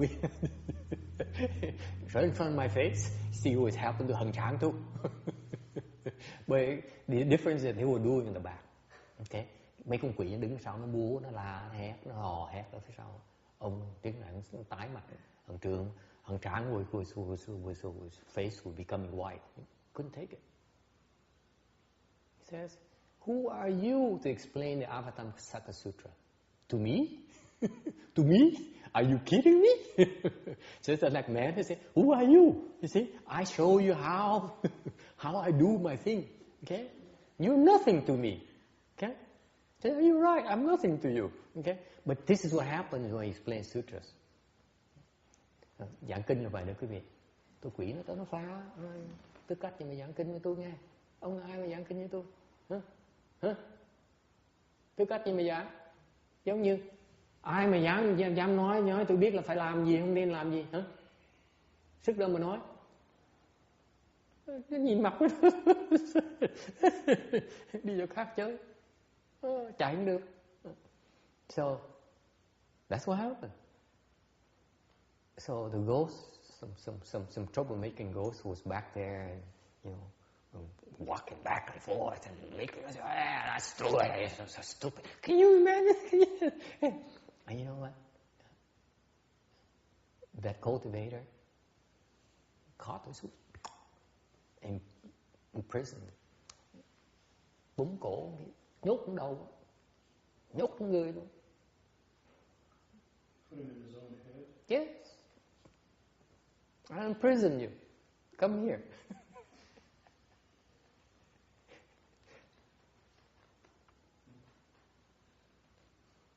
Okay. So that's how Hằng Trang got started. Ông Trường đó được giúp lúc đầu, nhưng thôi đâu. Ngồi đó giảng nổi đó, không có người đỡ là giảng không nổi đâu. To speak sutra is such a serious thing. That's what I welcome his comment. If you speak sutras, you don't have the ability, you don't have the samadhi power to speak sutras, they come and cause problems to you. You say, who are you to speak sutras to me? Huh? Who are you? Buddha? Earth Store Sutra? Earth Store Bodhisattva? I don't give a damn about them. Who are you? What are you going to do about it? You slap in the face and say, you don't listen to me, I kick you out. See?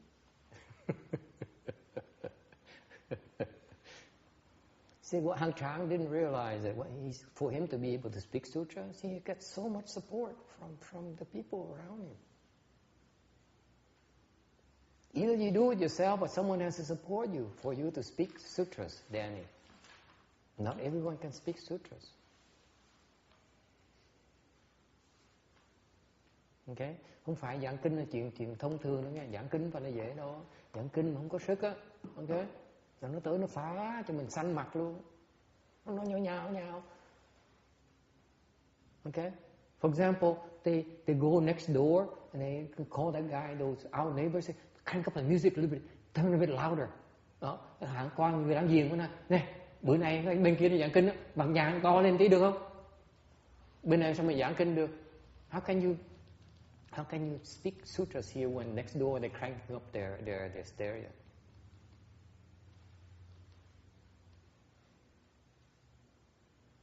Nó phá đủ hướng, chứ không phải ở đây đâu, nó phá ngoài, xung quanh hết.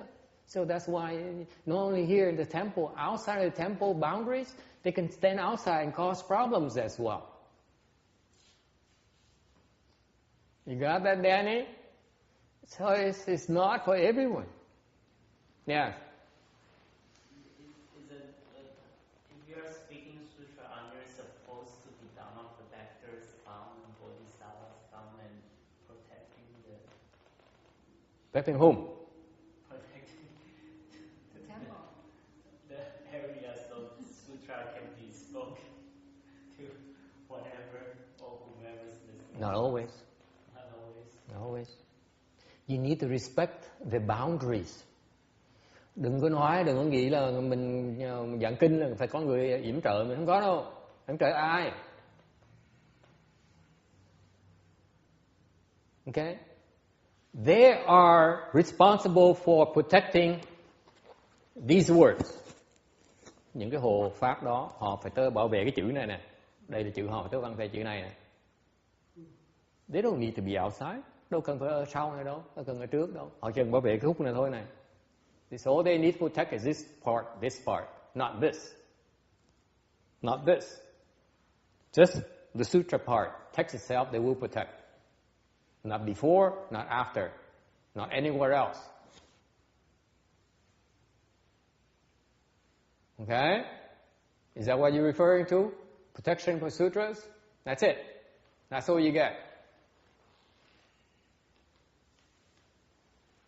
Chỗ này nó vào không được. Để chỗ này nó vào được. Đây nó vào được, đây nó vào được, đây nó vào được, đây nó vào được. Chỗ này vào không được thôi.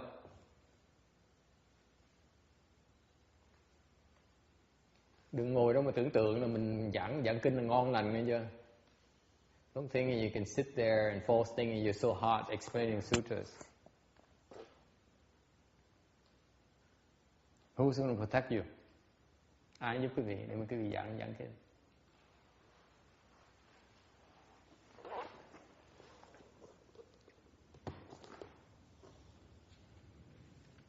See, the Hằng people, mấy cái người đệ tử Tiên Hóa, ngài Tiên Hóa đó, mà giảng kinh đó, mà theo ngài đó, ngài còn có giúp. So his disciples who are still under his umbrella, they get protection because they're protecting his dharma.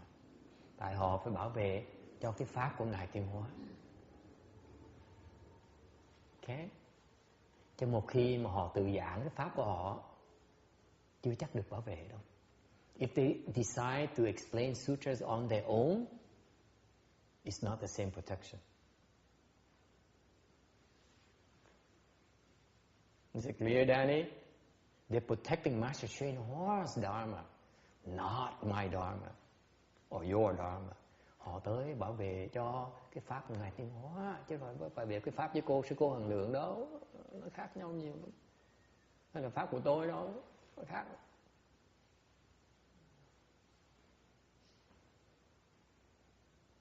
Okay. Questions? Ai thắc mắc gì nữa không? Yes. So, why is that when here at the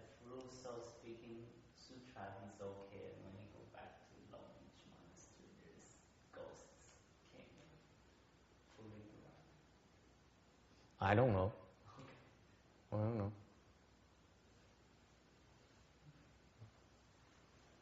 Because the Fudo Show has some protection from Master Shen Hua. When back there, he decided to venture outside of it.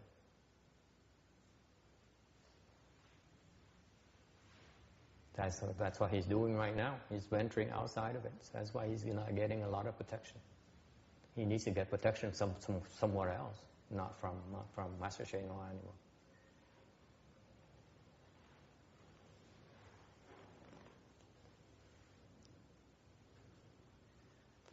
Yes. Anyone else?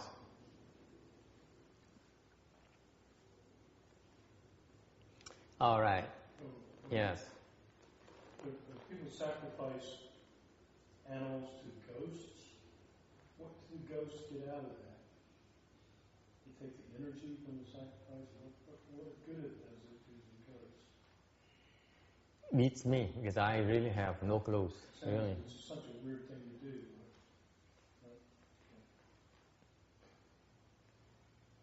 The one thing that the ghosts get out of it is the killing offenses. Would they like that? Yeah. They love it. That's why they're ghosts. Yeah. It's their own, it's just like the food, it's like energy, it's like music to the ears, all the sufferings. It's enjoyable. It's beneficial to them. It's a very kind of environment. Whereas reciting Buddha's name or vegetarianism or doing good is just the opposite of that. It's unpleasant to them.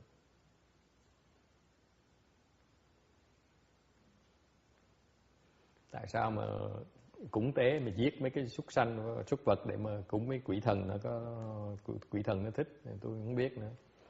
Tôi nghĩ là nó thích là tại vì nó thích chuyện ác, nó thích chuyện xấu, nó thích chuyện tầm bậy, thích thú. Còn như niệm Phật hay là ăn chay hay là làm chuyện tốt, đối với nó là chuyện rất là khó chịu. Okay. 843.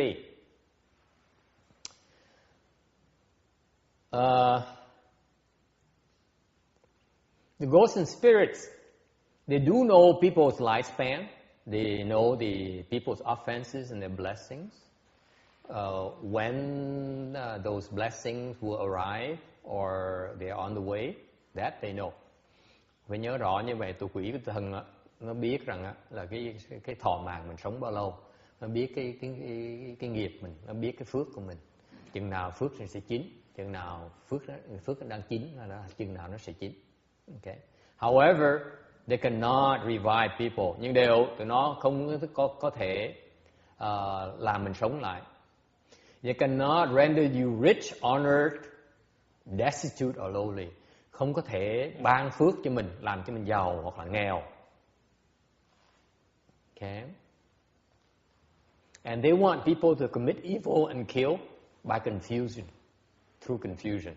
Và nó muốn chúng mình tạo ác nghiệp với tạo sát nghiệp bằng cách làm cho tâm mình bị tối tăm.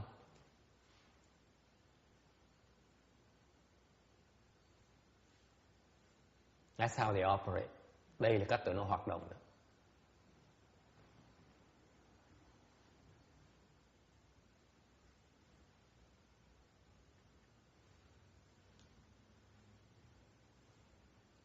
So, for example, all these people, externalist followers, they follow these practices because they're hoping they have some special knowledge to help them get a job or make more money or get more famous. Và những cái tụi theo nó ngoài đạo đó, nó theo tại vì nó hy vọng nó sẽ được biết cách đặc biệt để mà nó kiếm được cái công việc làm, hoặc là làm ăn lời lãi nhiều hơn, làm nhiều tiền hơn, hoặc được nổi tiếng hơn. Mấy cái đó là tụi quỷ thần nó làm được. It's not something that the ghosts and spirits can give you. And that's what a lot of people are after when they go for these things. Nhưng ngược lại, mặc dù nó làm không được, mà những cái người theo tụi nó ngoại đạo là phần lớn họ theo tại vì họ muốn những cái chuyện mà tụi nó làm không được. In other words, they're getting duped. Nói cách khác, họ bị bịp mà không biết.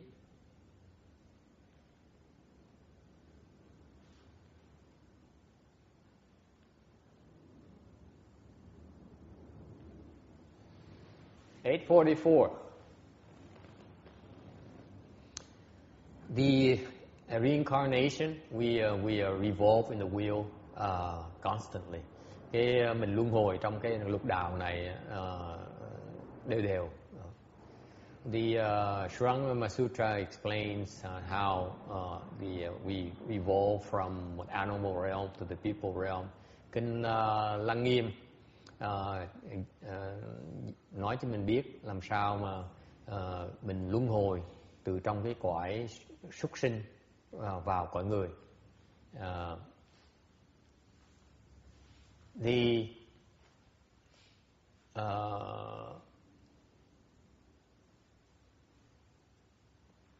Basically, reincarnation is like moving from hotel or house to house. Nói cách khác, cái chuyện luân hồi của mình là giống như mình đi ở hotel, khách sạn vậy thôi. Mình dời từ khách sạn tới khách sạn khác. Okay. And you can go from a nice place to a very, very bad place. Tại vì mình đi di tản như vậy, di trú như vậy, nó thất thường như vậy, mình có thể đi từ chỗ nghèo sang, giàu sang với tới chỗ nghèo khó. We right now are people in human realm. Bây giờ mình ở trong cái cõi người, but it's not for certain that we always be here or will or have always been here. Điều mình không biết chắc là trong quá khứ mình là làm người, hoặc trong tương lai mình có thể làm người là không được. And for many of us, we find ourselves falling to the realm of animals or lower realms. Rất có nhiều người chúng mình sẽ đọa xuống vào cái cảnh giới thấp hơn, ác thú, như loài súc sinh, làm heo, làm cừu. And we find it quite unpleasant. Và gặp đọa những cái cảnh giới đó thì sẽ không có gì vui vẻ đâu. Okay. And if this is one of the times where if you open your spiritual eyes and your spiritual you obtain spiritual penetration like into past lives, then you can see this is for real. It's not something that is fictitious. Cái gì mà có mở cái thần thông, càng như có túc mạng thông á, thì có thấy được cái sự biến đổi này. Chuyện thiệt sự chứ không phải chuyện huyền thoại đâu. Okay. Questions? Ai thắc mắc gì không? People don't realize that the killing act as an offering to ghosts and spirits is actually is a result from past causes. Không, người ta không hiểu rằng cái chuyện mà cái cúng tế mà sát sinh để mà cúng tế là không phải là chuyện ngẫu nhiên đâu. Nó từ những cái nguyên nhân từ kiếp trước, có những cái cái hận thù từ kiếp trước.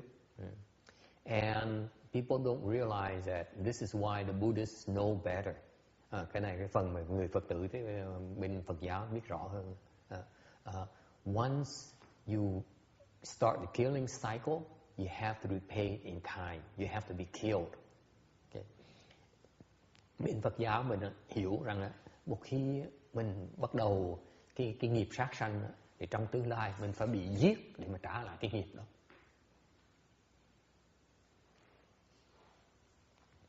And this is a cycle that's very difficult to break, and they, in contrast, they tend to accrue and make it harder and harder to extricate ourselves from. Cái nghiệp sát sanh là cái nghiệp mà cái sự hận thù này nó khó giải tỏa, dễ sợ lắm. Mà cái con người mình là chuyên môn, mình càng ngày mình chồng chất cái nghiệp sát sanh càng cao, càng nặng thêm, càng ngày càng khó mà giải thoát được cái nghiệp sát này. Vì vậy bên Phật giáo mình á, mình né chuyện sát sanh, mình ăn chay, mình né chuyện sát sanh để mình gỡ, mình kiếm cái lối thoát. That's why the Buddhists know better. They try to stop the killing cycles. Okay, even become vegetarian because of those reasons. Okay, because that's the starting point in trying to get out of this vicious killing cycle retributions. Okay. 846. The dead one might be due to receive a sagely portion and be born among humans and gods in his next life or in the future.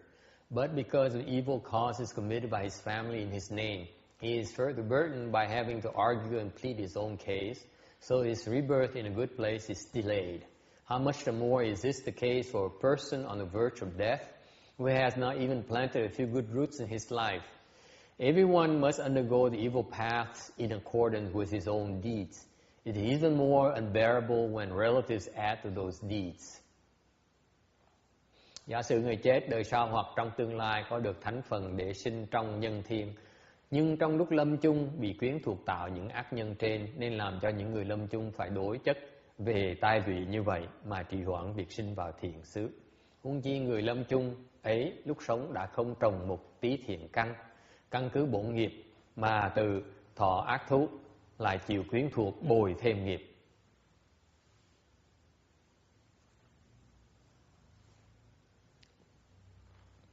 We're not helping at all by adding evil karmas, by creating evil karmas on behalf of the deceased. Mình lúc mình tạo cái ác nhân, chẳng những cái nghiệp sát sanh cúng tế cho quỷ thần đó, là mình không giúp cái người quá cố tí nào hết. We delay the good birth. Mình sẽ làm cho mình sẽ làm họ không hưởng được những cái thánh phần, những cái quả báo tốt. We aggravate the case. Mình làm cái trường hợp họ nó trầm trọng hơn. Because the sacrifices made by his relatives or friends for his sake on his behalf are held against him by King Yama. Tại vì khi mà cúng tế như vậy á, thì cái nghiệp sát sinh đó là nó chồng chất vào cho cái nghiệp của người chết. Okay. So the best thing to do after death is to abstain from eating meat. Thành sau khi tốt nhất sau khi mà mới chết á, người chết á, thì không nên ăn thịt, nên ăn chay. Recite the Buddha's name or sutras. Thành nên niệm kinh hoặc là niệm Phật hoặc là tụng kinh. In order to lighten rather than increase the disease karmic burden. Làm như vậy thì mình làm cái nghiệp nó nhẹ hơn, thay vì mình tăng trưởng cái ác nghiệp cho người quá khứ, quá khổ. Okay.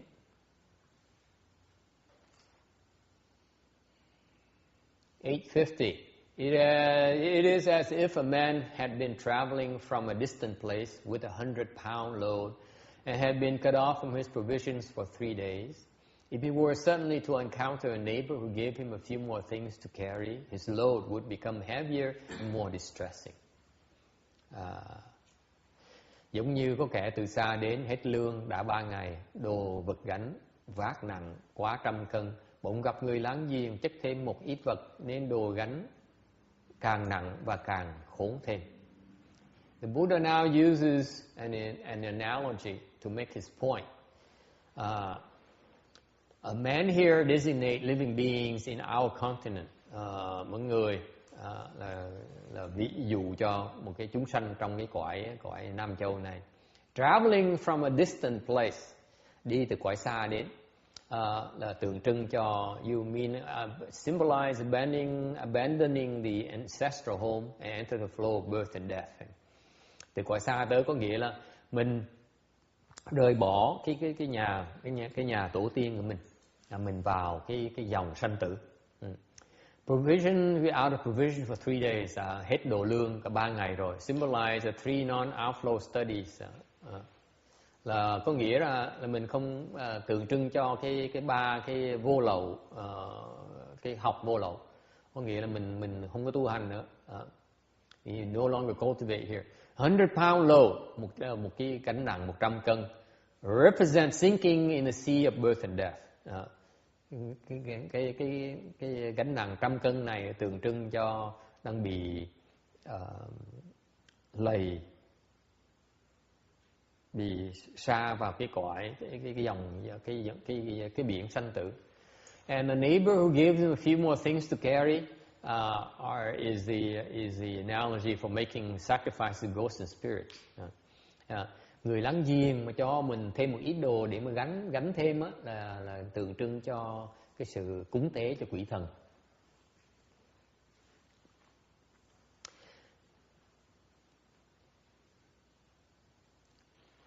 The creating of the killing offenses is basically adding more burden to someone who's already weak with hunger. Cái chuyện mà cái vụ đây là cái đồ gác nặng này là tượng trưng cho cái sự cái nghiệp sát sinh đó. Nó tạo thêm cái gánh nặng cho những người mà đang du hành mà đã bị đói lả rồi. And the additional weight can make this traveler stumble and fall more heavily. Thêm gánh nặng cho họ thì còn làm cho họ dễ té, mà cần té nặng thêm. So the baggage here, cái hành lý này là gì? Hành lý người đang đem là gì? The 5 skandhas. Okay. Hành lý này á, là cái ngũ uẩn. Its weight about 100 pounds is 10 evil deeds. Cái nó nặng là 100 kg đó này là tượng trưng cho 10 cái ác nghiệp. A neighbor who acts as this weight is a relative who sacrifices to the animals. Cái người láng giềng mà cho thêm cái đồ nặng này á, là cái người là tượng trưng cho những cái họ hàng thân thuộc của mình đó, mà họ giết súc sanh để mà cúng tế cho mình. 855. Well honored one, as I contemplate the living beings of Jambudvipa, I see that they will completely benefit from any good deed they are able to do within the Buddha's teaching, even it is as little as a strand of hair, a drop of water, a grain of sand, or a mote of dust. Bạch Đức Thế Tôn, con thấy người Diêm Phù nếu biết làm lành theo những sự huấn thị của Đức Thế Tôn, thì dầu chỉ bằng một sợi lông, một giọt nước, hay bằng một hạt cát, một trần sa đi nữa, cũng tự được ích lợi tất cả. Okay. Even the little bit of goodness matters. Can go a long way towards helping the deceased. Làm một tí xíu công đức với Tam Bảo công rất có lợi cho người chết. A strand of hair, a drop of water, a grain of sand, or a mote of dust. Một sợi lông, một giọt nước, hay một hạt cát, hay một trần sa can create a benefit that is indestructible. Cái có thể tạo được lợi ích cho người chết, mà cái lợi này nó vô hoại, giống như là kim cang vậy. Indestructible like Vajra, which even a small amount of Vajra can destroy the biggest amount of offenses. Thì mặc dù kim cương này một tí xíu, một mảnh kim cương tí xíu thôi, nó cũng có thể phá một cái núi lớn của nghiệp. 859. After this had been said, an elder in the assembly whose name was Great Eloquence, who had long since testified to non-production, and who often appeared in the body of an elder to teach and transform those in the 10 directions, placed his palms together respectfully and said to Earth Store Bodhisattva, "Great Knight, when the close and distant relatives of the dead in Jambudvipa cultivate meritorious virtues for the dead by preparing vegetarian meals and planting other good causes, does the dead one benefit greatly and become liberated?" Nói như vậy rồi, trong pháp hội có trưởng giả tên Đại Biện, từ lâu đã chứng vô sinh, vì hóa độ mười phương nên hiện thân trưởng giả, chắp tay cung kính hỏi Địa Tạng Bồ Tát: "Kính bạch đại sĩ, chúng sinh Châu Diêm Phù sau khi chết quyến thuộc lớn nhỏ vì họ tu công đức cho đến thiết trai tạo mọi thiện nhân, thì người chết ấy được hay không được ích lợi và siêu thoát?"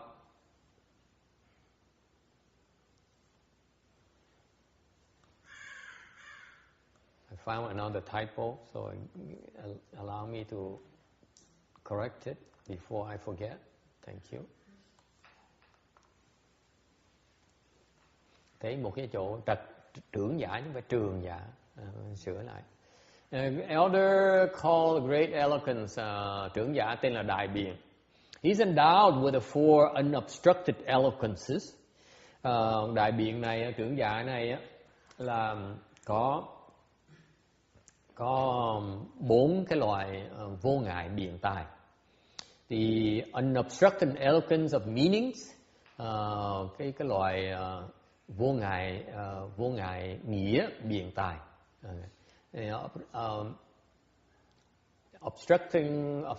Unobstructed eloquences of Dharma, vô ngại pháp biện tài. Unobstructed eloquence of words, vô ngại từ biện tài. And delight in speech, và lạc thuyết. Okay, so all these four eloquences he has. Là một, bốn cái loại biện tài ngài đều có hết. Meanings, meaning that, cái nghĩa là sao? Meaning he can from one principle, from one word of Dharma, one Dharma, he can explain numberless meanings from that. Nghĩa có nghĩa là sao? Từ một cái danh từ pháp, một danh từ thì có thể giảng vô tận ý nghĩa. Okay.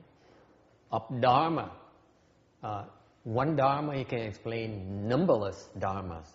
Một cái pháp họ có giảng vô tận pháp.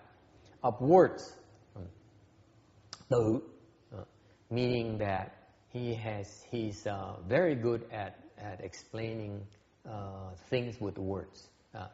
Từ có nghĩa là dùng những cái danh từ để mà giảng pháp rất là khéo léo. Delight in speech, lạc thuyết nghĩa là sao? Meaning that when you listen to this person here speak Dharma, it's so enjoyable, you don't get tired or bored with it. Lạc thuyết có nghĩa là khi mình giảng pháp, người ta nghe, ta thích thú, ta không có nhàm chán, ta không có buồn ngủ. They don't fall asleep. Okay? He's long ago certified to non-production. Người trưởng giả này đã chứng về vô sanh. Non-production here means he's certified to the patience and non-production of dharmas. Ông trưởng giả này là đã chứng được cái vô sanh pháp nhẫn. What is the non-production of dharmas? Patient and non-production of dharmas. Quý vị biết cái vô sanh pháp nhẫn là gì không? Cái này là cái mà trong cái tán của mình á, là mình hoa sen nở ra sanh vào cõi tịnh độ. Mình hoa sen nở ra, mình nhìn Phật, nghe Phật giảng pháp một cái, mình chứng được vô sanh pháp nhận. This is what is referred to in the praise in the morning when we recite the Buddha's name. Before we recite the Buddha's name, the circumambulate, we sang a praise. It says, when we reborn to the Western Bliss Pure Land from a lotus flower, excuse me, and the lotus flower opens, you born, and you listen to Amitabha speak Dharma, thì hoa sen nở ra, Phật A Di Đà thuyết pháp, and you listen to Dharma, and you instantaneously certify to this patient and non-production of Dharmas. Nghe Phật giảng pháp một cái, lập tức, tức khắc mình chứng được vô sanh pháp nhận.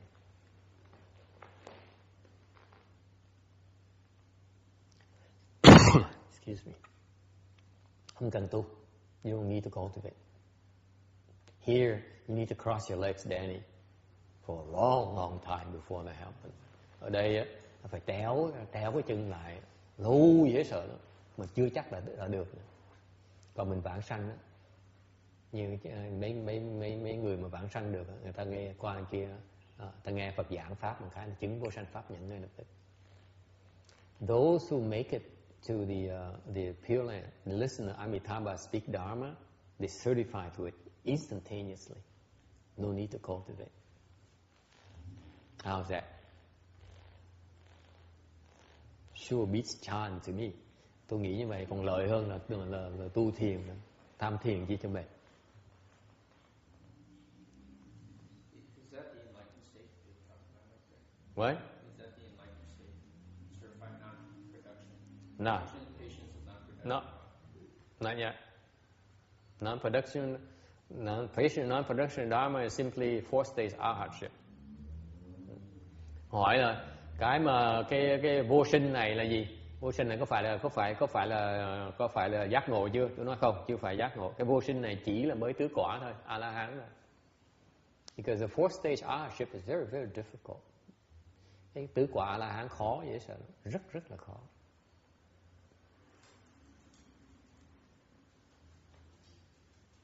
Okay.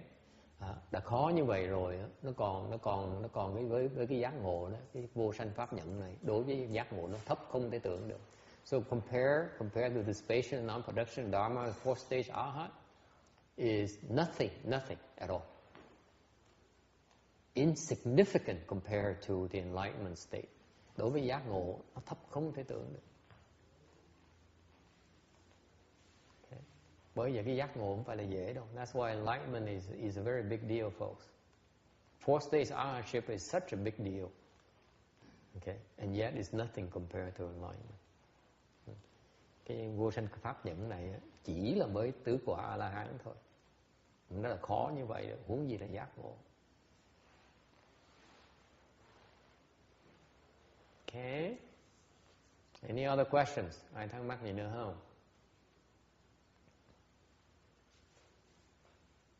And this is why we call the Dharma ending age. Cái thời buổi này, thời mạt Pháp vì vậy đó. Mạt Pháp bây giờ nó khó quá đi. This Dharma ending age is so difficult to cultivate. So difficult. It's so difficult to be able to go to a temple. Tới chùa cuối tuần mà tới chùa không phải là dễ. Nó đủ thứ cái cản trở. You have all kinds of obstructions for you to go to the temple. Muốn tới chùa, ngay trong cái việc tới chùa chuyện khó không thể tưởng rồi. So everything we do in cultivation, this Dharma ending age is we receive a lot of obstruction. Cái chuyện từ mặt pháp này lúc mình tu hành là khó khăn dễ sợ, tại mình bị chướng ngại nhiều quá đi, quá nhiều chướng ngại. And this is why one of the reasons why I realized that I need to propagate the Pure Land Dharma. Đây là lý do chính mà tại sao tôi phải chuyển từ thiền qua tịnh độ vì vậy. Because I realized that cultivation is so difficult, leave alone trying to do chan. Thành nội chuyện tu là khó khăn, thành đừng nói chuyện tu thiền. Thiền nó còn khó hơn nhiều nữa. Thành ra tôi mới quyết định truyền pháp môn tịnh độ đó, là tại vì mình có pháp môn tịnh độ mới là có thể cho mình cơ hội để mà thoát ly thôi, để mà giải thoát thôi. Because I realize that the Pure Land Dharma is the Dharma that is able to help a lot more people obtain liberation. Okay, the best way to obtain liberation is to go to Amitabha's Pure Land. Cái mà phương pháp mà giải thoát mà thuận tiện mà dễ nhất á là vãng sanh qua Tây phương cực lạc thôi. Không có gì dễ hơn nữa. Không có gì mà thuận tiện bằng cái đó hết. Okay.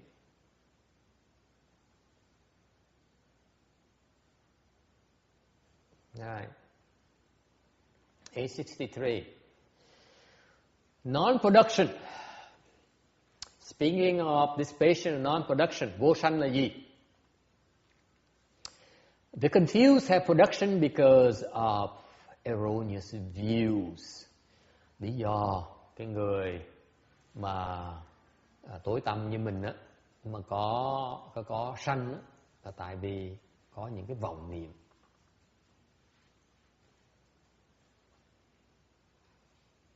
Okay. If you have the proper view, then no dharma is produced. Nếu như quý vị có chánh niệm á, thì không có một cái pháp nào nó sinh hết. Even birth and death does not exist. Ngay sanh tử cũng không có nữa. Even prajna is not produced. Ngay bát nhã cũng không có nữa, không sanh nữa. Even the non-produced is not produced. Ngay cái vô sanh nữa cũng không có sanh nữa. Therefore,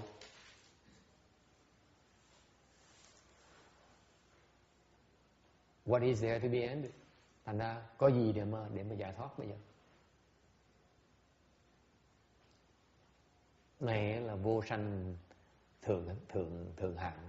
This is non-production upper grade.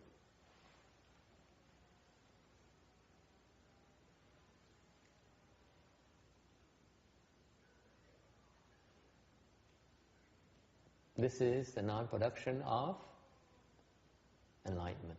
Cái này là vô sanh của cái giác ngộ.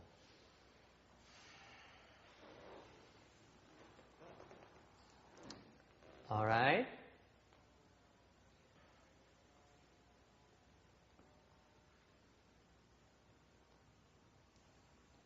Because the last three here is beyond the fourth stage arhat. Cái cuối cùng này là nó cao hơn cái cảnh giới người tứ quả là hán nhiều. Người ta không thấy được cái này. The fourth stage arhat cannot see the last 3 points. Okay? Just for your information. Cho cái người biết chơi vui thôi, chứ còn don't need to force think about it. Okay. Worry about it when you get there. Chừng nào tới đó rồi lo. When you get to fourth stage arhat, then look, check this slide number 863 again. Chừng nào quý vị tới tứ quả La Hán, tới kiếm sách lại của tôi, kiếm lại cái số 863 này để coi thử là mình phải tiếp tục đi phía nào. Then it tells you where you need to go next. Okay, until then, never mind. Okay. Not for any of you. Không có ai, cái này không phải cho có ai ngày hôm nay ở đây hết.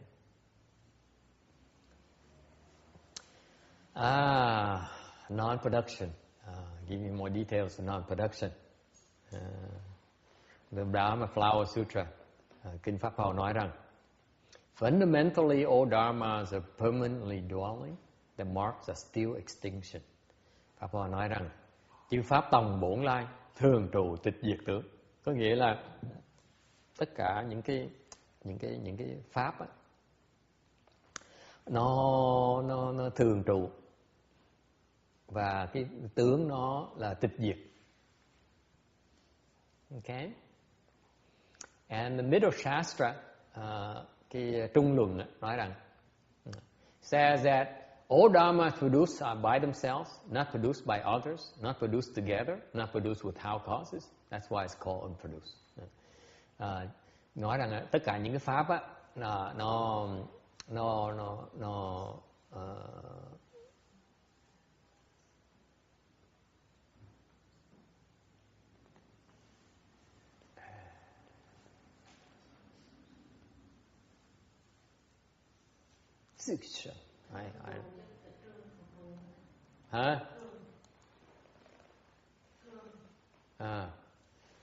not produced. Okay, I'm wrong here.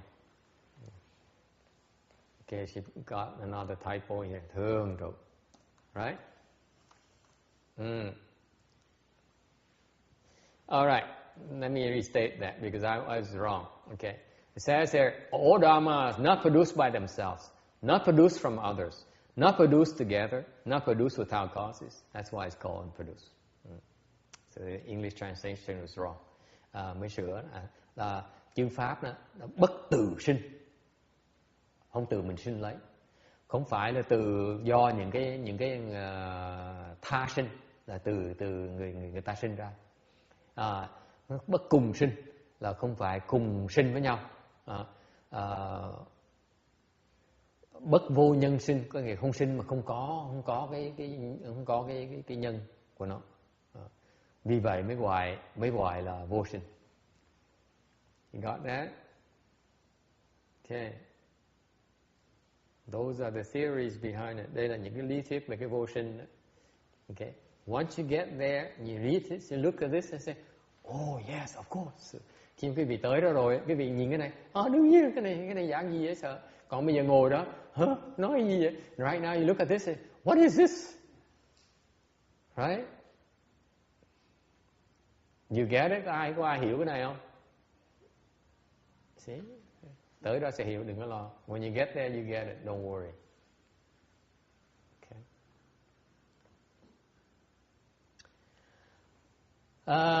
Retinues, cái quyến thuộc của mình. Close and distant relatives, quyến thuộc lớn nhỏ. Close meaning your offspring, distant meaning your parents, the elders. Nhỏ là con cái của mình, lớn là cha mẹ mình, hoặc là người bậc trên của mình. Okay. 866, 866. Okay. It's 3 o'clock. I'm not sure I want to go much deeper in this. Tới 3 giờ rồi, chắc muốn ngừng lại ở đây. Trừ phi quý vị có có câu hỏi. I probably want to stop here today because time is up. Any questions? The elder is the Bodhisattva too, right? Elder? Yeah, the elder. Yes, Bodhisattvas manifest themselves in many forms. Could be in the form of an elder. Yes, absolutely. Yeah, because it says eloquence, so that's the Dharma door that Bodhisattvas practices. So I assume that is the Bodhisattva. Elders? There's one of the dharmas they practice, not the only dharma they practice. But for example, the arhats are also called elders as well. No, the eloquence. Eloquence? Yes. Arhats also have the eloquence as well. Really? Yes, absolutely. It's many degrees of eloquences. The arhats have their own eloquences. The bodhisattvas have their own eloquences. Cái vô ngại biện tài đó, nó không phải riêng người Bồ Tát không á, mấy người A La Hán thì cũng có nữa, mỗi người trình độ nó khác nhau. Okay. Anyone else? If not, then we should do the transference, rebirth transference, and nếu không thì mình ngừng lại ở đây, mình hồi hướng công đức và vãng sanh.